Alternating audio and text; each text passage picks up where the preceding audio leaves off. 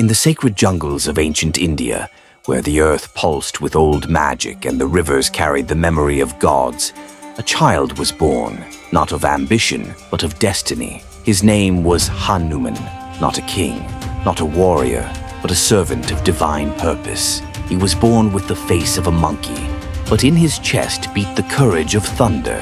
As the son of Vayu, the god of wind, Hanuman could leap higher than clouds and move faster than storms. He once tried to swallow the sun, mistaking it for a ripe fruit in the sky. Even the gods were amazed by his power, but power meant nothing to him. He cared not for glory. He lived to serve one man, Rama, the exiled prince and avatar of Vishnu. When Sita, Rama's wife, was stolen by the demon king Ravana and taken to Lanka, armies trembled. But Hanuman flew alone, across an ocean, through fire and storm, to find her. And when he did, he didn't boast. He didn't fight. He simply delivered a message of love and hope, and offered to burn the world down if she commanded it. He set fire to the city of demons, not for vengeance, but to light the way for Rama. And yet, Hanuman's greatest feat wasn't in battle.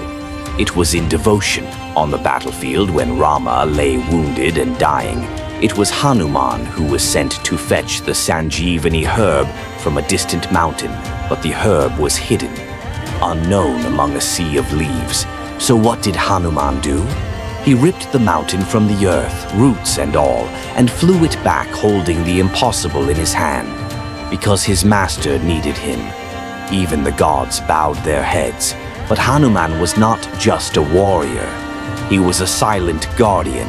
When others shouted their victories, he sat in the shadows and smiled. He never asked to be remembered.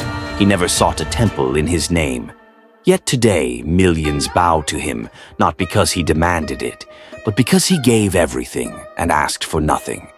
His strength was never loud. It was steady. It was sacred. And it was unstoppable. Hanuman is the strength you feel when you act without fear.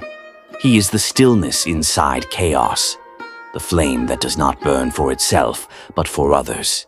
They say he still lives, in temples, yes, but also in those who serve without asking, in those who protect without pride, in those who kneel not to worship, but to lift others up. Hanuman is not just a god. He is a path. He is a question. If you had his strength, what would you carry? Who would you serve?